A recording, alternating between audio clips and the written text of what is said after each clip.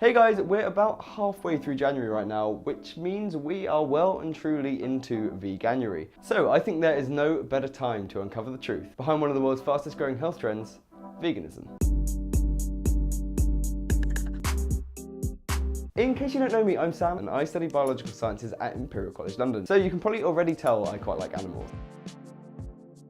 And as a result of that, I truly respect anyone who tries to eat a vegan diet, but not everything about veganism is quite as it seems. In the UK where I live, approximately 1% of the population are vegans, meaning that they don't use products that have been derived from animals. This figure has risen considerably over the last few years, and there are numerous reasons for this. A few examples include moral issues with the treatment of animals in agriculture, the belief that animals should have human rights applied to them, and most notably, the belief that veganism is more environmentally friendly than other alternative diets. The last of these reasons is an extension of the fact that about 14.5 to 18% of all global greenhouse gas emissions are a product of agriculture including animals, which, let's be frank, is an awful lot. On the other hand, only about 1.5% of greenhouse gases are a product of fertilizers used to produce fruits, vegetables and crops. The issue is that if we only look at these values, we don't actually see the bigger picture of what's happening and the impacts of each diet on local communities. When you're living on a vegan diet, your food travels a surprising distance. That's because the majority of vegan superfoods come from continents all over the world, and very few of them originate in the UK. Now, that isn't to say that all meat is locally sourced. A huge amount of lamb comes from New Zealand, for example, but locally sourced meat is more readily available in Britain than locally sourced protein-rich crops. But that's primarily because Britain has a lengthy history in animal farming. The increase in demand for exotic foodstuffs like avocado and quinoa, which are consumed by vegans the world over, don't only have impacts on the environment through the transportation of them by planes. They have also devastated the economies, ecosystems and lives of the people who live in these countries. Due to excessive levels of exportation, the prices of foodstuffs that used to be part of the diets of the average person from a country have risen to the level where they're no longer affordable. For example, in Mexico, 1 kilogram of avocado costs the same amount as the average daily wage. The situation actually got so extreme in Kenya that the government made it illegal to export avocados out of the country. Furthermore, the demand for avocados from South America has led to water shortages and starvation in local populations, and on top of that has led to an increase in the rate of deforestation in tropical rainforests. The avocados that line our supermarket aisles and that we spread on our toast actually have a far darker side that we're ignoring in order to boost our ego and go on a health trip.